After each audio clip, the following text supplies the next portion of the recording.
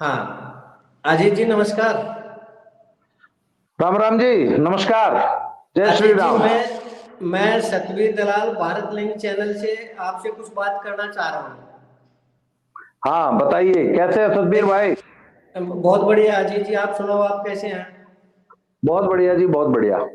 अजीत जी, काफी दिनों से मैं आपके वीडियो देख रहा था, जी। तो आज कुछ आपसे सवाल करने की इच्छा थी। तो मैं चाह रहा हूँ कि आप थोड़ा सा हमें बताएं कि ये जो पहलवानों का जो वो था, धरना हुआ था, और अब इसमें जो एपिसोड हुआ उसके बारे में। देखिए, मेरे को ज्यादा जानकारी तो है नहीं, लेकिन क्योंकि ये जी। पहलवान है, देश के नहीं दुनिया के जाने माने पहलवान है, डेकोरेटेड पहलवान है तो सबसे पहले तो मैं आपको ये बता दूं, देखो मैं इन पहलवानों का समर्थन करता हूँ, समर्थक हूं मैं। लेकिन मैंने जहां तक देखा है, आप इनके विरोधी रहे हैं।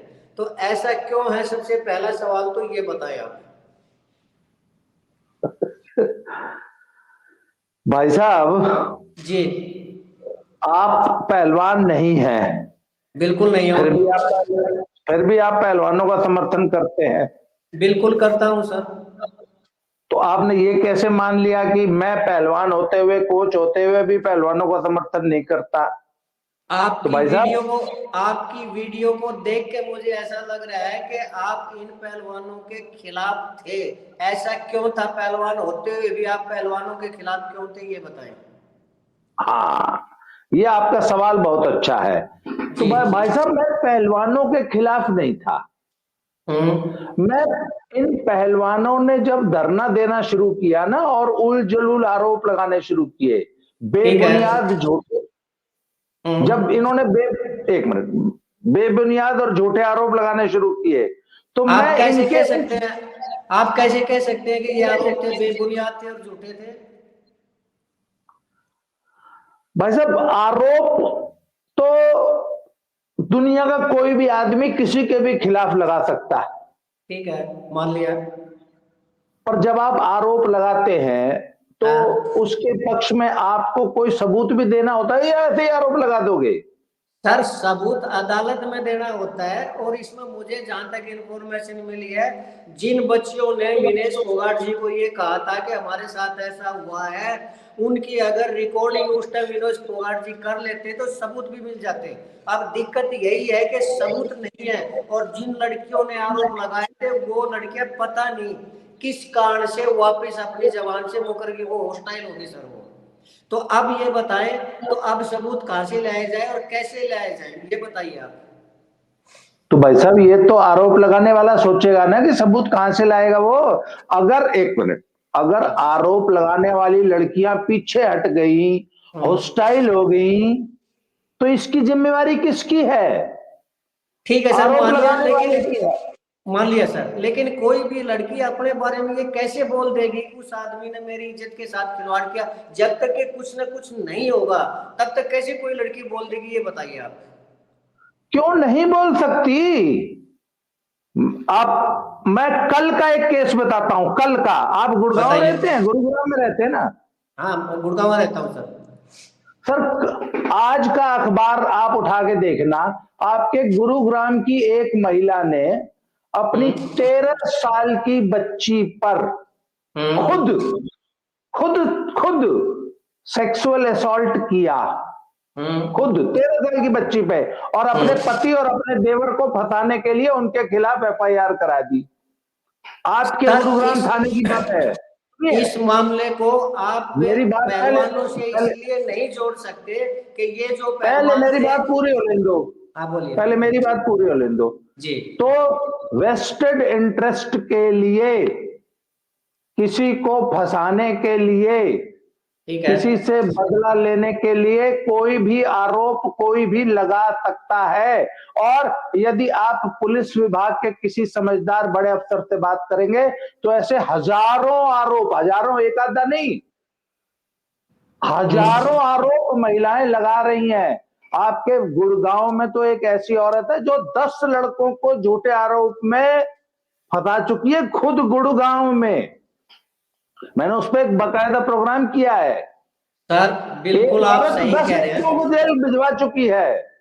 आप सही कह रहे हैं सर, लेकिन एक आम औरत और एक रेपुटेटेड रेसलर के स्टेटस में फर्क होता है। सर वो जिसने वो 10 लड़के फंसाए हैं ना गुड़गांव में, गुड़गांव की है वो भी लड़की, वो भी बहुत रेप्यूटेड है। आगे सुन लो, जयपुर में एक गैंग है, जयपुर का एक गैंग है, वो भी पकड़ा गया है। उस गैंग ने, उसमें बड़े बड़े हाई कोर्ट के वकील, बहुत पढ़ी लिखी सुंदर 8-10 लड़कियां, मॉडल एकदम, बड़ी हाई फाई, बड़े अच्छे बैकग्राउंड की, और बड़े बड़े जर्नलिस्ट थे उस गैंग में, जो लोगों को बता के ऐसे ही ब्लैकमेलिंग करते थे कि तेरे ऊपर आरोप लगा देंगे, तेरे को जेल भिजवा देंगे, नहीं तो। और उस गैंग ने 32 करोड़ रुपए की उगाही की है जयपुर में। देखिए अगर सर, आपको इसके बारे में, सुनिए, अगर आपको इसके बारे में और ज्यादा जानकारी लेनी है तो बहुत सारे लोग इस पे काम कर रहे हैं। मैं आपको वो सारे मेरे पिछले वीडियोस देखिएगा, मैंने इस पे बकायदा अपना, मेरा एक लाइव मैंने किया है इस पे आज से 10 दिन पहले, कि किस प्रकार महिलाएं ये जो डेटिंग एप्स हैं वहां से फंसा रही हैं लोगों को, और ब्लैकमेलिंग चल रही है। अजीत जी देखिए, पहली बात तो यह है कि ठीक है, आप जो कह रहे हैं बिल्कुल ठीक है, लेकिन इनकी तुलना, उन औरतों की तुलना ऐसे पहलवानों से नहीं की जा सकती। लेकिन छोड़िए इस चीज को, हम पीछे रुके रुके, क्यों नहीं की जा सकती? वो औरतें नहीं है क्या? सर उनका काम ब्लैकमेलिंग का है, ये इनका काम ब्लैकमेलिंग का नहीं है। सर इनसे बड़ा तो कोई ब्लैकमेलर नहीं है सर। ब्लैकमेल करके झूठे आरोप लगा के कुश्ती संघ पे कब्जा करने का षड्यंत्र रचा गया है। भाई अभी आप कह रहे हैं ना, आपके पास सबूत है? ब्रजभूषण नहीं बनना चाहिए, हमारा आदमी अध्यक्ष बनाओ, क्या है ये? क्या ये सबूत है आपके पास कि इन्होंने ये कहा? क्या? बिल्कुल। पूरी लड़ाई किस बात की चल रही है कि हमारे आदमी को अध्यक्ष बनाओ, कुश्ती संघ पे हमारा कब्जा हो, हमारा आदमी हो, ब्रजभूषण का आदमी को नहीं आना चाहिए। What is this? ये क्या लेकिन है? सर सरकार ने भी तो कुछ वायदे किए थे ना इन पहलवानों से। अब तो मेरा सवाल ये है कि सरकार ने जो वायदे किए थे वो क्यों नहीं पूरे किए? अच्छा, आप एक काम करो जी, आप, ठीक है, तमंचा कट्टा तो आपके पास होगा नहीं, आप एक काम करो, न्यू सब्जी काटने वाला चाकू ले आओ, चाकू, और मेरे गर्दन लगा दो, सुनो, और न्यू कहो कि वो गुड़गामा में डीएलएफ की सारी संपत्ति आपको दिलवा दूं मैं, अजीत सिंह। हाँ चल भाई, मेरा ये चक्कू हटा यार, चल डीएलएफ आज से तेरी। सर क्या आपको लगता है कि सरकार इतनी कमजोर है? दे सकता हूं, एक मिनट, क्या गुड़गांव की जो कंपनी डीएलएफ है मैं आपको दे सकता हूं? ठीक है, दे सकता हूं क्या? नहीं ठीक है, नहीं दे सकते, लेकिन सर सरकार में कैसे इन पहलवानों को सरकार डब्ल्यूएफआई कैसे दे देगी? तो वायदा कैसे किया? वायदा किया ही नहीं सरकार ने कोई। किसने कहा है? जब ये खेल मंत्री से मिले तो क्या उन्होंने कोई वायदा नहीं किया था इनसे? खेल मंत्री ने ये सिर्फ इतना कहा था कि आप अपनी कानूनी कार्रवाई कीजिए, कानून अपना काम करेगा, और ब्रजभूषण सिंह या उनके परिवार का कोई व्यक्ति डब्ल्यूएफआई का चुनाव नहीं लड़ेगा।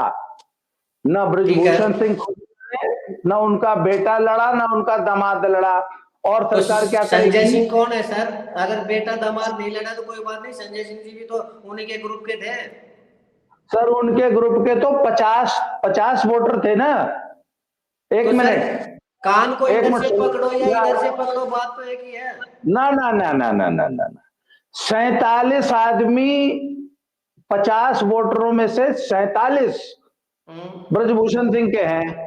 अब सरकार उन 47 में से चलो 2 को तो सरकार, अच्छा वो भी सुनिए, ठीक है, सरकार कानूनन या हक से नहीं बोल सकती। सरकार के कुछ लोगों ने सिर्फ ब्रजभूषण जी से रिक्वेस्ट की कि प्लीज अपने बेटे को और अपने दामाद को मत लड़ाना। उन्होंने कहा चलो नहीं लड़ाते, किसी को तो लड़ाएंगे, या किसी को भी नहीं लड़ाएं।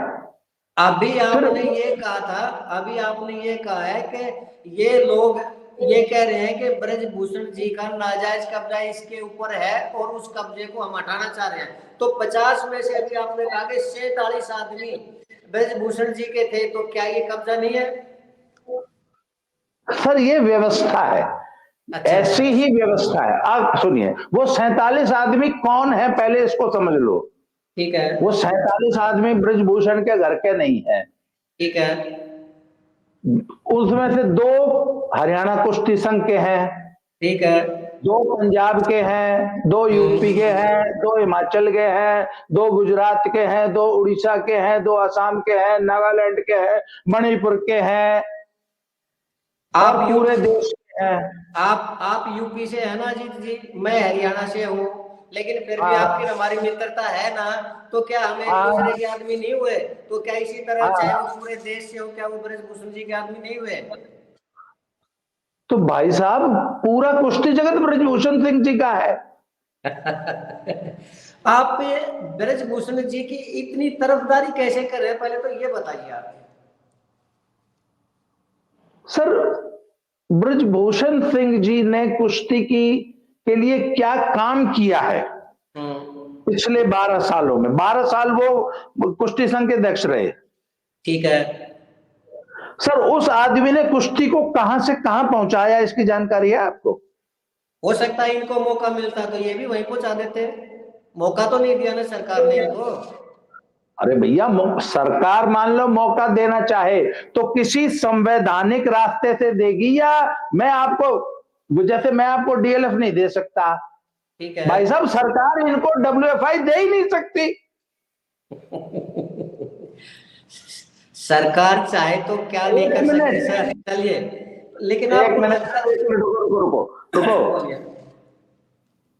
आप कुछ भी मांग लें और हम्म आप ये अपेक्षा करें कि सरकार सर्वशक्तिमान है और हम्म सरकार आपको उठा के दे देगी, जी नहीं। हम्म एक मिनट पहले आप, दलाल हम्म साहब, हम्म पहले डब्ल्यूएफआई का समझ लीजिए है क्या। हम्म डब्ल्यूएफआई एक ऑटोनोमस बॉडी है जो हम्म, कि यूनाइटेड वर्ल्ड रेसलिंग से ठीक है गवर्न होती है। और ठीक है। उनका उनका जो संविधान है उसमें पहली शर्त है कि ये हम्म सरकार के नियंत्रण से, सरकार के चंगुल से मुक्त रहनी चाहिए। यदि हम्म, सरकार इसमें अनर्गल हस्तक्षेप करेगी तो हम डब्ल्यूएफआई की मान्यता रद्द कर देंगे। हम्म। सरकार इसमें इसमें कोई हस्तक्षेप कर ही नहीं सकती, because it is an autonomous body. इसका अच्छा, सरकार का इसमें कुछ सही नहीं है। चलिए मान लिया। लेकिन हाँ, ये जो पहलवान थे, ये देश के नहीं दुनिया के जाने माने पहलवान है सर, और इन्होंने सरकार से किसी चीज की उम्मीद की, कोई न्याय मांगने की इन्होंने कोशिश की। अगर हम एलिगेशन की बात करें तो एलिगेशन के ऊपर भी इन्होंने न्याय मांगने की कोशिश की। तो आपको नहीं लगता कि पहलवानों के साथ न्याय हुआ ही नहीं? न्याय मिलता कहाँ है मुझे बताना जरा, कौन से ठेले पे न्याय मिलता है भाई साहब? 5-7 किलो मन में दबा दो प्लीज, मेरे को भी न्याय की बड़ी सख्त जरूरत है। न्यू करो, 10 किलो न्याय भेजियो भाई साहब प्लीज, कोरियर कर दियो, मैं एड्रेस देता हूँ। कौन से ठेले पे बिकता है न्याय? सर सर क्या न्याय, ये न्याय, एक क्या? मिनट एक मिनट। अरे भाई साहब देखो, मैं देखो देखो यार, दलाल साहब बात मत हाँ, काटो यार, आप इतने संपन्न आदमी हो, गुड़गांव में रहते हो, या 5 किलो न्याय नहीं भेज सकते यार? ऐसी मैंने कौन सी चीज मांग ली आपसे यार? भाई साहब 5 किलो भेज दो, चलो 2 किलो भेज दो भाई साहब, 5 किलो चलिए, वजन ज्यादा चलिए मैं हो। अरेंजमेंट करता हूँ, मैं भेजता न्याय हूँ, कोई लेकिन ठेले अब पे आप ये बिकता है क्या? बताइए। एक मिनट, न्याय हाँ, कोई ठेले पे बिकता है? अच्छा। न्याय की एक प्रक्रिया है, न्याय न्यायालय में मिलता है। अमित शाह न्यायालय और का मोदी केस नहीं खत्म नहीं देते हुआ हैं है सर न्याय। अभी, न्यायालय का केस खत्म नहीं हुआ है अभी। क्या? न्यायालय का केस अभी खत्म नहीं हुआ है सर। तो यही तो हम कह रहे हैं, कह रहे भैया न्याय कोर्ट से मिलेगा, कोर्ट से न्याय मांगो, इंतजार करो मिल जाएगा। 3 महीने में, 6 महीने में नहीं मिल, आपको मालूम है इंडिया की जुडिशरी। ठीक है, थोड़ा हाँ, हाँ चलो चलती है, लेकिन अगर ये सबूत इकट्ठे करेंगे तो जरूर न्याय इनको मिलेगा। अच्छा, अब जो वर्तमान प्रकरण जो हुआ है, साक्षी मलिक ने जो संन्यास लिया है, क्या ये कुश्ती के लिए, कुश्ती जगत के लिए ठीक है? भाई साहब आपसे ये किसने कही कि साक्षी मलिक ने संन्यास लिया है? क्या नहीं नहीं लिया संन्यास? नहीं जी, नहीं नहीं नहीं नहीं सर, बात को समझो दलाल समझाइए। साहब, कोई संन्यास ना लेता। जो नए नए बालक आते हैं ना, वो गर्दन पे गोड्डा धर के संन्यास दिवा दे हैं। आज की तारीख में साक्षी से अच्छी 5 लड़कियां रोहतक जिले में हैं। रोहतक में, सिर्फ रोहतक डिस्ट्रिक्ट में साक्षी को मैट पे घसीट घसीट के 10 जीरो तो हराऊंगी। 5 है इसी रोहतक में, सोनीपत में है, हिसार में है, भिवानी में है, झज्जर में है, और बाकी इंडिया में है। साक्षी की रैंकिंग क्या है? साक्षी आज की तारीख में रोहतक जिले में फर्स्ट नहीं आ सकती। संन्यास नहीं लेगी तो क्या करेगी? अच्छा, कितनी पहलवानी कर रही थी पिछले 4 साल तक, बताओ मुझे। 4 साल से तो एक्टिव नहीं थी। संन्यास तो जूनियर बालक दिवा दे हैं, और सिर्फ साक्षी ने नहीं लिया है जी। For your kind information, Bajrang को भी दिवाओगे। बजरंग को कौन कौन दिलाएगा, नाम बताऊं? बजरंग को दिवाएगा विशाल काली रमन, ठीक है। बजरंग को दिलाएगा एक एक बालक नेवी का है, हरियाणा का एक और है वो सुजीत कल तीसरे 5-6 हैं। और सर विनेश को भी ऐसे ही दिलाएंगे। जो पहलवानी नहीं करेगा ना, वो न्यू संन्यास लेगा।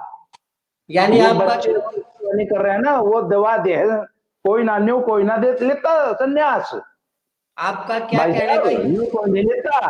क्या आपका कहने का ये तात्पर्य है कि जो भी ब्रजभूषण के खिलाफ आवाज उठाएगा उसको संन्यास लेना पड़ेगा?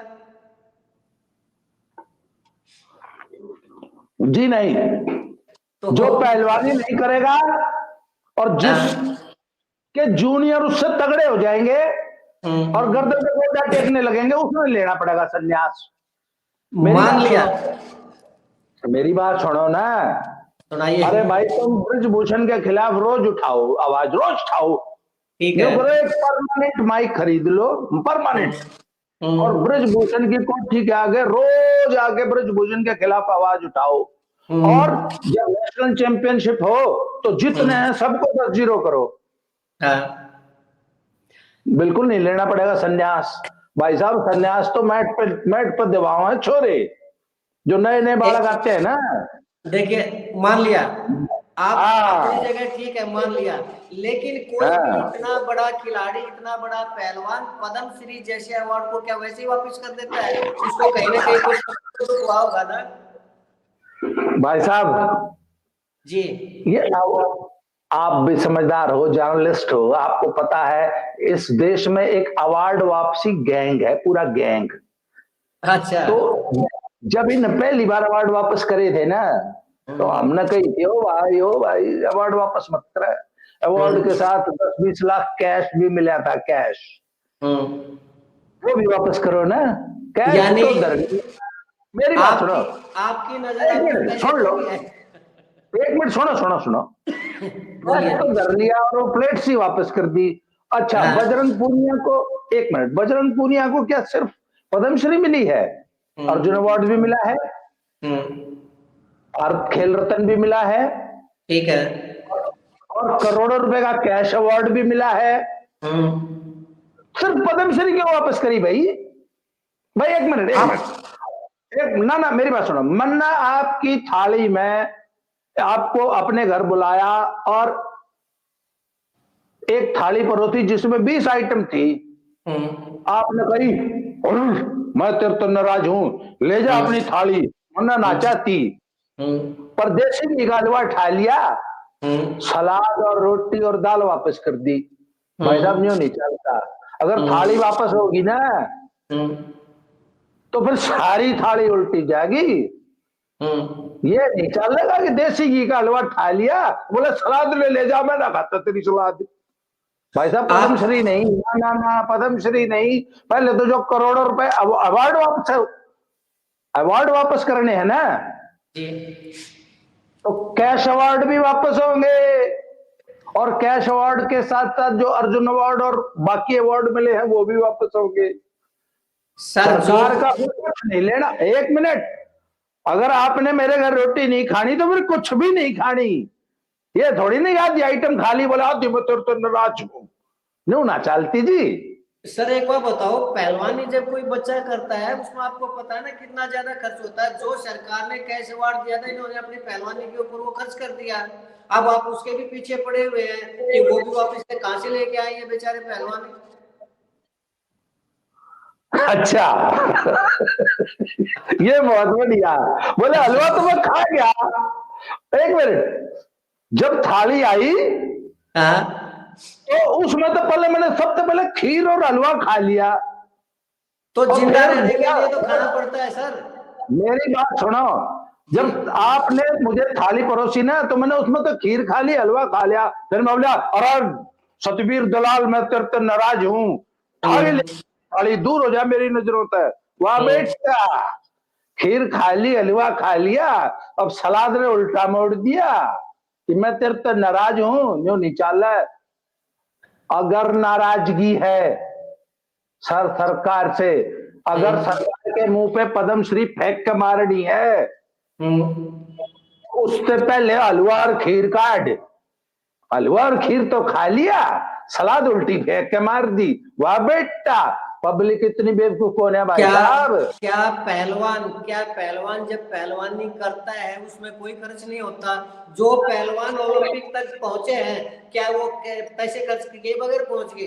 क्या उन्होंने लंगोट का शहर ओलंपिक तक पहुंच गए? वो क्या उन पर खर्च नहीं हुआ बिल्कुल, हुआ? बिल्कुल खर्च होता है। तो फिर वो खर्च कहाँ से होगा? जो सरकार अवार्ड, कैश अवार्ड देगी उसी में तो खर्च होगा ना। तो फिर अवार्ड के नाम पे राजनीति क्यों कर रहे हो? हम तो यही, हम देखो भैया हमारी कोई मंशा नहीं है, आप अच्छे पहलवान हो, आपको सरकार ने सम्मानित किया। और एक मिनट, ये अवार्ड किसने दिया है? मोदी ने सरकार अपने ने दिया जेब से है। दिया है, घर से दिया है? हाँ। किसने दिया? सरकार ने दिया है अवार्ड। जी नहीं, सरकार कौन होती है देने वाली? ये भारत की जनता का प्यार है। भारत के टैक्स पे जो आपको करोड़ों रुपए मिल दिए गए हैं, वो भारत की जनता ने, टैक्स पेयर्स मनी है वो भारत की जनता ने आपको सम्मान दिया है। आप होते कौन हो? मतलब मैंने क्या आपको अवार्ड दिया, आपने मेरे हाथ पे थूक दिया? क्या आप ये कह रहे हैं कि इन्होंने भारत की जनता के लिए, देश के लिए कुछ नहीं किया? देश का बिल्कुल नाम किया, नहीं बढ़ाया इन्होंने? बिल्कुल किया, इसीलिए तो हमने सम्मानित किया। भाई हमने आपको सम्मानित क्यों किया? भारत की जनता ने आपको जो इतना प्यार दिया, आपको अवार्ड्स दिए, आपको कैश अवार्ड दिए, क्योंकि हम समझते हैं कि आपने इतनी मेहनत की, आपके पिताजी, आपके माताजी, आपके परिवार ने, आपने कितनी बड़ी तपस्या की है। ठीक है। आपका लाखों नहीं करोड़ों रुपया खर्च हुआ, इसीलिए तो आपको करोड़ों रुपया दिया हमने। तो उसके पीछे आप क्यों पड़े हुए हैं? उस करोड़ों रुपए के आप पीछे? करे सर, अवार्ड वापसी आपने शुरू की है। हम ये कह रहे हैं कि भाई ये हमारा प्यार है यार, इस प्यार के साथ पॉलिटिक्स मत करो। देखिए जब वो अवार्ड वापसी कर रहे हैं सर, वो हमारे अवार्ड के साथ पॉलिटिक्स कर रहे हैं। हम क्या कह रहे हैं कि भैया ये हमारा प्यार है यार, ये हमारा सम्मान है, ये हमारे इमोशंस हैं। जब आप मेडल जीतते थे ना भाई साहब, जब आप ओलंपिक में मेडल जीतते थे ना, तो हमने अपने घर में दिवाली मनाई है। जी। मेरे घर में हमने हम्म। मिठाइयां बांटी हैं। वो क्या था? क्या सर लगते ये हो आप? पॉलिटिक्स नहीं है, ये दुख व्यक्त करने का एक माध्यम है। किस और चीज का दुख? पद्म श्री जैसा बड़ा अवार्ड क्या कोई हाँ ऐसे ही यस, ऑफर कर देगा? क्या दुख? क्या कि हमारा अध्यक्ष नहीं बनाया? नहीं, दुख अध्यक्ष तो चलिए आपने कहा कि लोकतंत्र है उसमें नहीं बन सकता, चलिए मान ली नहीं और बन क्या का सकता। दुख है? लेकिन और क्या का दुख है? हो सकता है इनके लिए और भी दुख हो सर। बताओ तो इन्होंने सही भाई, ये जो अवार्ड वापस कर रहे तो देश को बताओ ये दुख है। शोषण का आरोप लगा रहे हैं, क्या पता उसमें इनको सत्यता दिखाई दे रही हो कहीं ना कहीं। बताओ तो सही, आप अवार्ड क्यों वापस कर रहे हो? सर जब एक आदमी के साथ न्याय नहीं होगा तो वो अपना दुख व्यक्त करने के लिए कुछ न कुछ तो करेगा ना, कुछ तो कुछ अपना माध्यम बताएगा ना कि मेरे को न्याय नहीं मिला और मैं अपना दुख इस तरह से व्यक्त कर रहा हूँ। कौन सा न्याय नहीं मिला? जिनकी ये डिमांड कर रहे थे। किस चीज की डिमांड कर रहे थे? सर क्या धरने के ऊपर पब्लिक को, क्या सारी दुनिया को नहीं पता किस चीज की डिमांड कर रहे थे? क्या ये बार बार बतानी जस्टिस की पड़ेगी? डिमांड कर रहे थे। अध्यक्ष पद की डिमांड कर रहे थे, मुझसे पूछो ना। ये तो सर आपका कहना है ना, क्यों? क्योंकि भाई आप एक ब्रजभूषण जी मिनट, के एक मिनट। इतने करीब हैं, इतने क्लोज हैं कि ऐसा लगता है कि आप उनके प्रवक्ता हैं। जो वो कह नहीं रहे हैं नहीं वही आप कह रहे हैं जी। भाई साहब, ना ना ना ना ना ना, मैं उनका प्रवक्ता नहीं हूं। मैं तो बड़ी हम्म, लॉजिकल सी बात कर रहा हूं, मेरी बात सुनो ना। इनकी दो डिमांड्स हैं। पहली, ठीक है। कि जो लड़कियों के साथ सो कॉल्ड तथा कथित आरोप है यौन शोषण के, उसका हम्म, न्याय, तो वो हम्म, न्याय तो मोदी और अमित शाह ने और अनुराग ठाकुर ने नहीं देना। वो ठीक तो है। कोर्ट देगी, कोर्ट कोर्ट देगी। देगी। हम्म, और कुश्ती संघ का अध्यक्ष बनाना, वो भी, वो 50 लोग वोट दे के चुनेंगे, ठीक है। है ना। तो फिर हम्म। कौन सा न्याय नहीं मिला? सर आप एक बात वो बताइए, ये अगर एक ही आदमी हर जगह ग्रैब करके एक संस्था को बैठ जाएगा तो किसी और को आगे बढ़ने का कोई रास्ता मिलेगा या नहीं मिलेगा, ये बताइए आप। तो ये तो फिर, ये तो यूडब्ल्यूडब्ल्यू का मैटर हो गया ना। ये तो यूडब्ल्यूडब्ल्यू डिसाइड करेगी ना कि कुश्ती का, भारत में कुश्ती की व्यवस्था कैसे चलेगी। जो संविधान बनाया है वो यूडब्ल्यूडब्ल्यू का है। सुनिए, ठीक है। इंडिया में रेसलिंग फेडरेशन ऑफ इंडिया की दो नियामक संस्थाएं हैं। हम्म। पहली आईओए, ठीक है। दूसरी यूडब्ल्यूडब्ल्यू, हम्म। United World Wrestling. ठीक है। ये दोनों मिलके एक कोड बनाती हैं। हम्म। उस कोड के आधार पर सभी देश की स्पोर्ट्स फेडरेशन चलती हैं, जिसे स्पोर्ट्स कोड कहा जाता है। ठीक है। उस कोड के अनुरूप उसके बाद डब्ल्यूएफआई का एक संविधान है जो पहले से चला आ रहा है, संविधान है। ठीक है। संविधान को आप कोर्ट में चैलेंज कर सकते हैं, हम्म।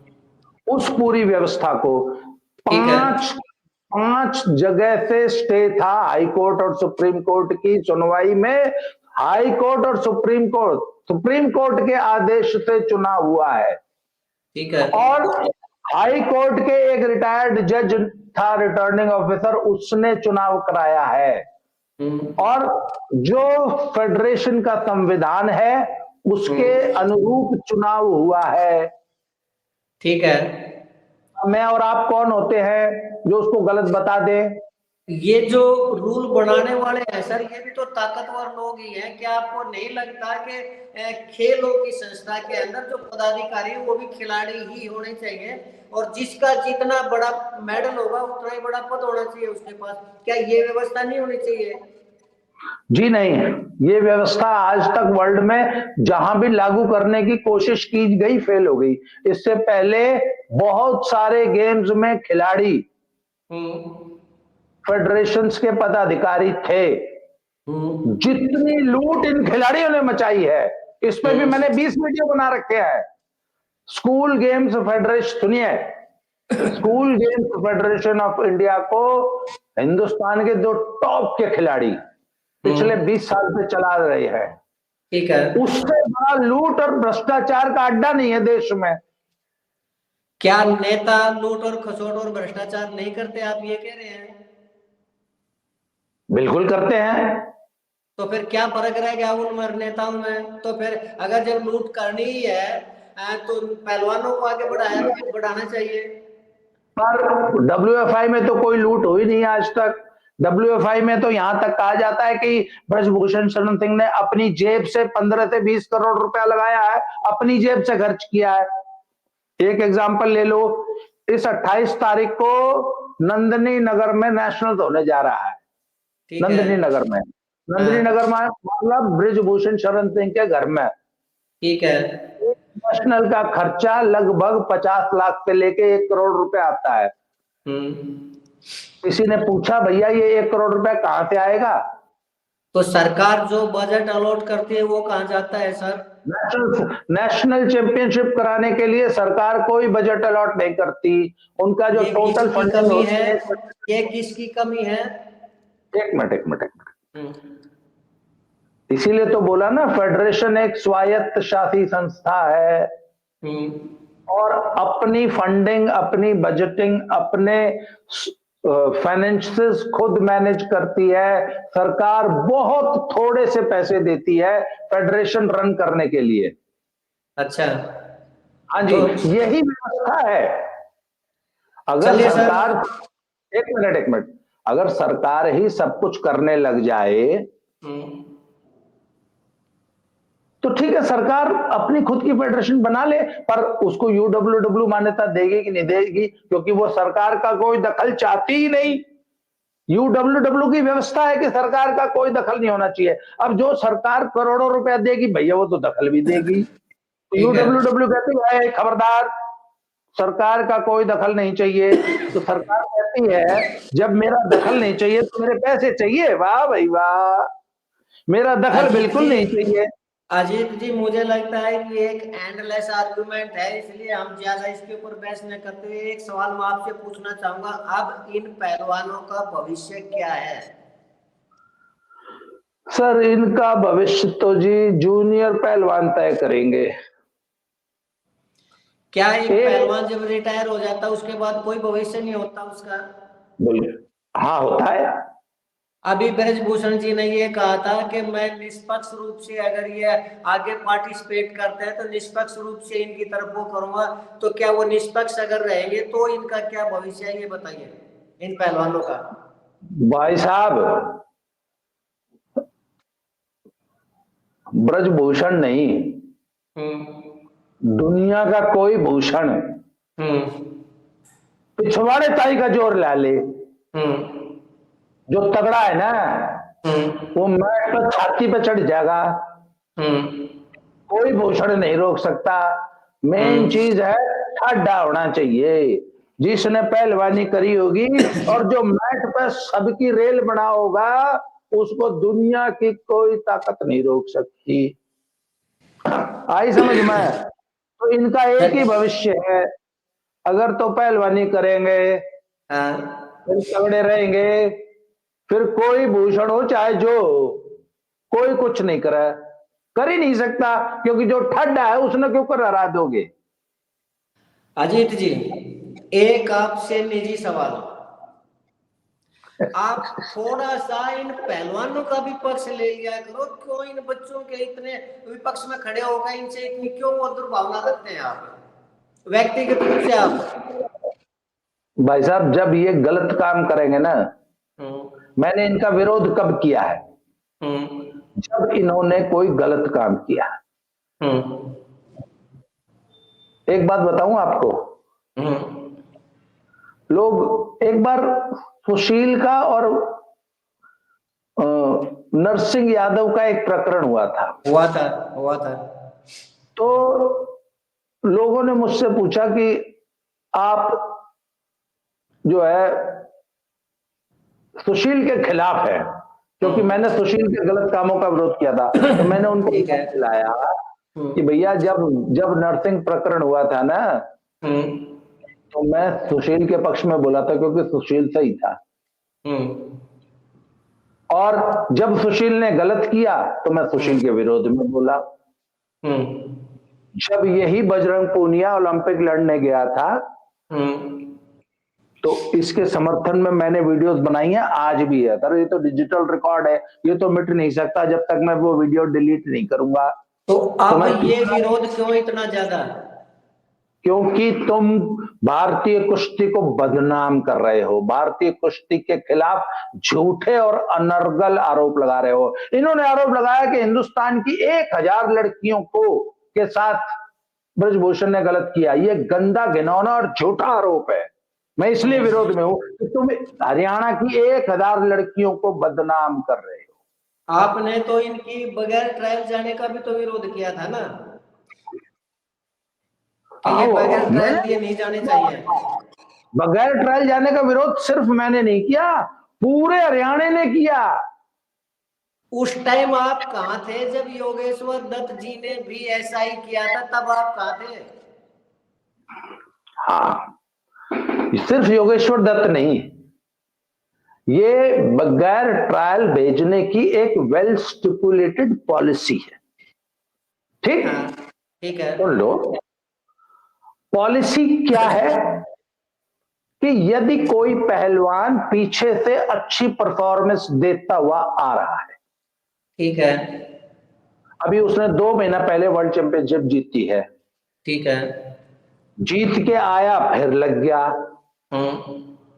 देख रहा है कि भाई ये तो पूरा फिट है, जो परफॉर्मेंस चैंपियनशिप के टाइम में थी वही अब है, वही अब है। और कोच लगातार देख रहा है, ऑब्जर्व कर रहा है, और रिसेंट परफॉर्मेंस मुश्किल से 2-3 महीने 4 महीने पुरानी है, कोई इंजरी नहीं हुई है, लापरवाही नहीं कर रहा है, ये हरामखोरी नहीं कर रहा, तो कोच क्या देगा, कोई ट्रायल लेने की, मुझे मालूम है ये इनमें सब में तगड़ा है। क्योंकि ट्रायल लेने से ना पहलवान डिस्टर्ब होता है, पहलवान जो है ट्रायल लेने से उसको वजन कम करना पड़ता है, ट्रायल के बड़े रिस्क होते हैं, कोई इंजरी हो जाए, क्योंकि ट्रायल बहुत बहुत टफ होती है हमारे देश में। तो उन्होंने बताया कि अगर फिट है, अगर कंटिन्यूएशन में परफॉर्मेंस दे रहा है, और अगर चीफ कोच कह रहा है कि हाँ ये फिट है, तो बगैर ट्रायल के ले जाना चाहिए, और मैं इस पॉलिसी का आज भी समर्थन करता हूं। ठीक है। पर इस केस में क्या था, ये खुद कह रहे हैं कि भैया हमने 1 साल से पहलवानी नहीं करी, हम तो धरने दे रहे थे, ये तो खुद ही कह रहे हैं ना, इनकी पिछली परफॉर्मेंस 1.5 साल पुरानी है, 1.5 साल पुरानी, और ये खुद कह रहे हैं कि भाई साहब अभी हमारी पहलवानी नहीं है, हम तो फिट नहीं है, हमें थोड़ा टाइम दे दो, मैं फिट नहीं हूं।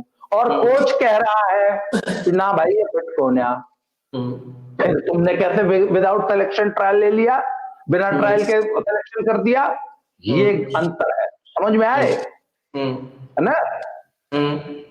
भाई आपके 2 बच्चे हैं, एक बच्चा दिन रात पढ़ाई करता है, सीरियस है, एक दिन रात आवारागर्दी करता है, आप किस पे दाव खेलोगे,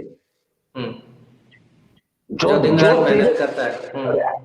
तो योगेश्वर दत्त कोई धरने नहीं दे रहा था, इसलिए उसका बगैर ट्रायल सिलेक्शन हुआ था, और वो अपने वजन में सबसे तगड़ा था, उसके कॉम्पिटिटर्स भी जानते थे।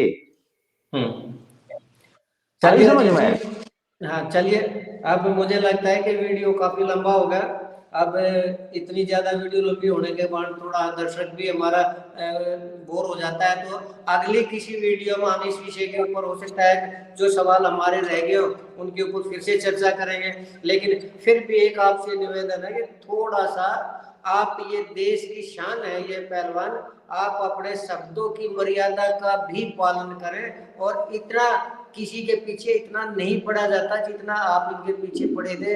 इससे ज्यादा मैं और कुछ नहीं कहना चाहूंगा अजीत जी। अब वीडियो को हम यही समाप्त करते हैं, और आपने हमें टाइम दिया, हमारे सवालों का आपने जवाब दिया, इसके लिए हम आपके बहुत बहुत शुक्रगुजार हैं। और चलिए दोबारा अगली जी जी बोलिए। आपने कहा ना शब्दों की मर्यादा, जी 1000 बेटियों पे लांछन लगाने वाले, 1000 बेटियों को कलंकित करने वाले, अगर मर्यादा की बात करें तो थोड़ा सा हंसी आती है। मैं इसलिए मर्यादा की बात कर रहा हूँ सर कि आपके हमारे इन वीडियो को सिर्फ यंग लड़के नहीं देखते, परिवार देखता है, बेटियां देखती हैं, माएँ देखती हैं। अगर ऐसे शब्दों का इस्तेमाल, अगर वीडियो ऐसा हो कि जिसको पूरे परिवार में न देखे जा सके, शब्द ऐसे हो जो पूरे परिवार में नहीं सुने जा सकते हो, वो अमर्यादित शब्द होते हैं सर, चाहे किसी का कितना ही बड़ा कसूर क्यों ना हो। आप किसी की आलोचना करते हैं तो किसी भी तरीके की आप आलोचना, एक शब्दों की मर्यादा में रह के भी आलोचना की जा सकती है सर। ये थोड़ी है कि उसको गाली गलौज दे दिया कुछ करके उसकी आप आलोचना करेंगे सर। हमारे वीडियो को परिवार देखते हैं। पर मैंने कब गाली दी है यार, झूठ जबरदस्ती बदनाम कर नहीं रहे हो नहीं मुझे। नहीं, अब आप अपनी बात से पीछे मत हटिए जी जी। मैं सिर्फ ये कह रहा हूँ कि हमारे जो वीडियो उसको पूरा परिवार देखता है, तो आप ऐसे शब्द विरोध करिए, आप चाहे ठीक जितना है जी, मर्जी ठीक है, विरोध करिए, लेकिन शब्दों की ठीक है मर्यादा जी, को ध्यान में रखते हुए। ठीक है भाई ठीक है साहब, जी। ठीक है, ओके जी, धन्यवाद, ठीक है सर, बहुत ठीक बहुत है, धन्यवाद, आपका बहुत बहुत शुक्रिया जो आपने इतना टाइम दिया सर, धन्यवाद। थैंक यू जी, थैंक यू। जी जी जी ठीक है सर।